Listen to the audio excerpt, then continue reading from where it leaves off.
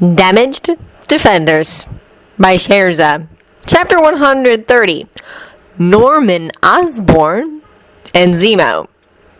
Norman shut off the television with a hand that most emphatically did not shake, because Norman refused to allow such a blatant display of weakness. Osborns were not weak. Not anymore, at any rate. His own father had been a pathetic shadow of a man.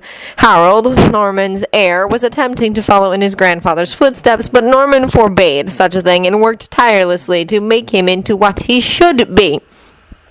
Really, he should have expected a resurgence of his father's weak genes. Such things cannot be excised in a single generation. But not even he was immune to having grand hopes and plans for his offspring. Oscorp Tower had been right at the edge of the containment circle that had been established during the invasion attempt. Damage had, as a result, been quite minimal. At least structural damage had been. It had amounted to a few broken windows and destroyed cars for both employees and customers. Despite his attempts to the contrary that day, virtually no work had been done by his employees, so the financial hit due to lost or poor work had been considerable. The weak, easily distractible fools had spent almost the entire day flailing about like so many tantrum-throwing toddlers. Norman, of course, had been completely calm and in control. He had merely continued about his day, attempting to lead by example. Not his fault when people were incapable of following that lead. The worst part of it was that he couldn't simply fire the weak individuals and hire in better. There had been far too many to do that, not to mention the difficulty in finding people capable of functioning as normal no matter what was happening. If, when it was all over, he'd hidden in his office and shaken hard enough to rattle his bones from their moorings and gibbered incoherently for hours, that was no one's business but his own. And if he was being delusional about how he'd been acting during the invasion, not one of his employees would call him on it. They knew better than to ever question their employer. He'd been able to ensure at least that much. Since then, Norman had been watching the news and ferreting out every scrap of information on who was doing what and where obsessively. He both disliked what he was hearing and was firmly convinced it was not enough. Could not be depended on. Because seriously, aliens and mutants defending the planet? That was the plan. Why would aliens give a good goddamn what happened here? Even if they did, they would obviously have ulterior motives. They could very easily be trading one would-be conqueror for another. Mutants just plain couldn't be trusted. No one who didn't earn what they had could be trusted. That was, Norman was sure, part of the problem with Harold. Enough so he'd sent the boy to a normal school for his high school years when he realized how weak the boy was. If that didn't work, Norman had other plans to strengthen the boy. People who had not earned what they had never understood the full value of whatever it was they'd been given. Most either disdained the gift or used it inappropriately. Nor did they have the discipline a person developed when they earned what they had. There was also the problem, likewise with the aliens, of risking trading one conqueror for another. While it was certainly not true of all mutants, some of them had powers that made them all but invincible. If one of that lot got ideas, they'd be right back where they started with this Titan character. If you wanted a prime example of the didn't earn it and misuses it type, look at Stark. He'd been given his father's money and his company. He had promptly done anything and everything to destroy it, the fool. The worst of it was that Stark had some small skill with electronics and robotics. But rather than truly apply himself and improve Stark Industries, Stark partied, slept with anyone, and Norman suspected anything that would hold still long enough, drank like a fish, and done who knew what sort of drugs. Well, Norman honestly didn't know how SI had stayed financially solvent in the face of the money Stark blew on his idiotic capers. Just to make matters worse, he allowed himself to be held by an enemy for 3 months, for God's sake, before he finally got off his butt and did something about the situation. In short, Norman had nothing but contempt for the man. Unlike most, Norman held Virginia Potts in high regard. The very few times he'd interacted with her, always for business purposes, he'd treated her like the very dangerous and savvy businesswoman she was. It was obvious to him that it was she, not Stark, that was the power behind Stark Industries' rise, at least since she became Stark's PA. Stain clearly had been responsible for SI's successes prior to that point. Norman was pretty convinced that Stain had groomed her to be Stark Industries' mover and shaker instead. Stain had been the sort who would have seen Stark for what he was and taken steps to protect the company from disaster should he become unable to lead the company, or, as had happened, he died in an accident. Really, the entirety of the so-called Avengers were not the people Norman wanted in charge of defending Earth.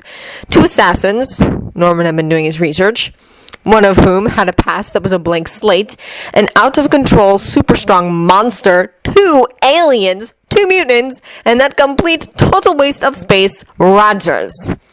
Norman knew himself to be in a minority when it came to the so-called Captain America. Most of the planet either worshipped him or feared him. Norman did neither. He dismissed Rogers as a complete waste of time and as a publicity stunt gone horrifyingly wrong. Norman just could not understand why Erskine had chosen a weak, sickly, effeminate waste of air and flesh. Rogers had been an artist, for goodness sake, when he'd had far better examples of humanity to choose from.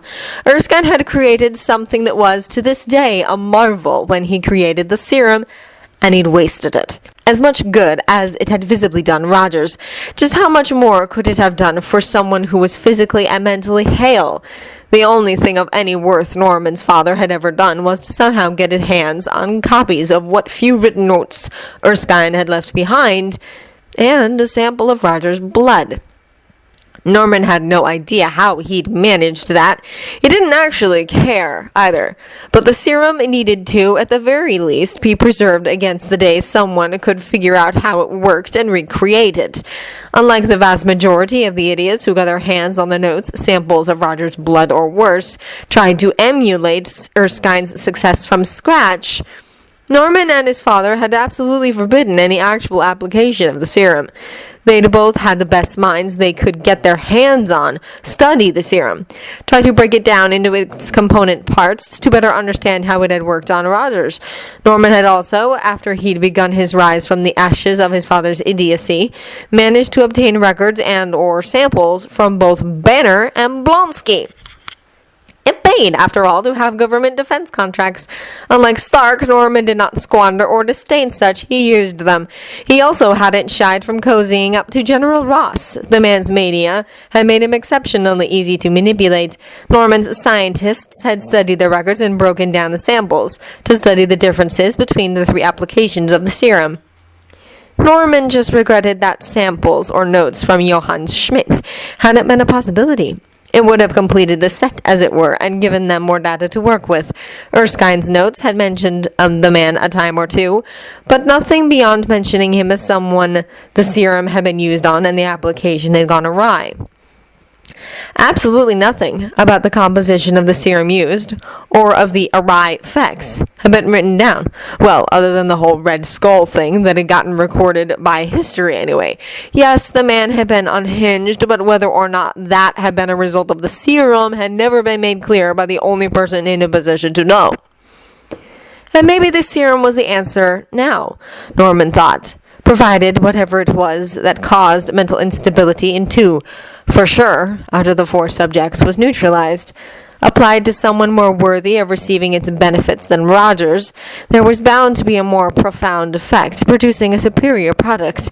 Properly guided, they would then have someone who could actually effectively lead them in this crisis. Yes, Norman decided. He'd have his scientists start working on a usable serum in the morning. With the application of some hard work, they could come up with something viable in plenty of time to have someone better than Rogers leading the defense of the planet. Norman could even start the selection process for the person the serum would be applied to in the morning. The requirements, after all, were going to have to be stringent to actually get the best person possible. Zemo had spent the last week planning and making preparations. A suitable base in the United States was being sought for purchase. Base, in this case, meaning an utterly normal, suburban home. Ideally, he wanted said home to be in one of the 5 states surrounding New York. Within New York itself might raise red flags with the Avengers. It also ran the risk of garnering the attention of Charles Xavier. Zemo was hoping for somewhere near Pittsburgh, Pennsylvania, far enough from Manhattan to not raise alarms, but not so far as to make it improbable that a mutant would end up in New York City. It was also populous enough that tracking down records of the mutant's so-called family would, at worst, Take time.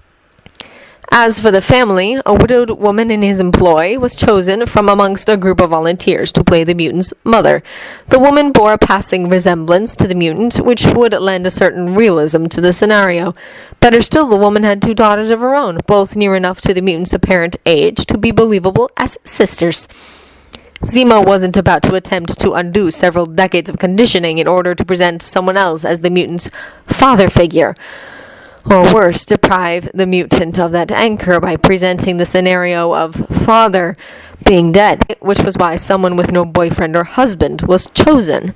Zemo could then easily insert his presence into the family as the father, thus maintaining the mutant's existing conditioning. He took care to ensure that sufficient of his clothing and belongings were included amongst the woman's, so as to impregnate them with his scent and establish his apparent long-term presence in her life. He also had begun spending a great deal of time in the threesome's presence, so that they smelled of him as well. As Zemo could not risk being seen in the States, not with the Avengers on a rampage against Hydra, he would have to be physically absent from the scenario, which would be explained to the mutant as him working through his notice in another state while his wife and children went ahead to establish their new home. The mutant herself was being slowly, extensively prepared. First had been the introduction of the sense of her new family, along with extensive conditioning to firmly establish those sense in the right frameworks. Once Zemo was sure beyond any doubt that state of affairs was established, he would begin building the appropriate persona for the mutant. In a few weeks to a month, perhaps as much as 2 months, they would be able to transfer the mutant to the new base and begin the operation. Zemo anticipated roughly a month for the family to establish their bona fides in the area before Yelena would appear and begin hunting the family. None of the volunteers would actually be killed, of course. Zemo wasn't a complete monster. They would simply seem to have been killed, with plenty of blood strewn about to make it seem authentic. Yelena would then drive the mutant into New York and hopefully right into the arms of the Avengers. Of course, things could go wrong. Zemo was well aware of that. He was making sure to have several backup plans for if, or when, something went awry. So long as the mutant ended up in the arms of the Avengers, Zemo would count the whole affair a win. The truly good news was that if the press conference was at all accurate, the Avengers were going to be rather thoroughly distracted, what with playing host to alien allies, organizing and training teams of defenders, and even their continued vendetta against Hydra. The Avengers were going to be stretched quite thin for this foreseeable future. This would increase the likelihood of the mutant successfully infiltrating the group. All Zemo had to worry about was ensuring that his own base did not come under attack. Fortunately, that was unlikely. Zemo, and his father, had ensured that they kept an extremely low profile since World War II. At this point, insofar as the world knew, the Zemo family no longer existed. As long as Zemo continued to not indulge in the sorts of behavior that had gotten Hydra back in the crosshairs, he'd be fine.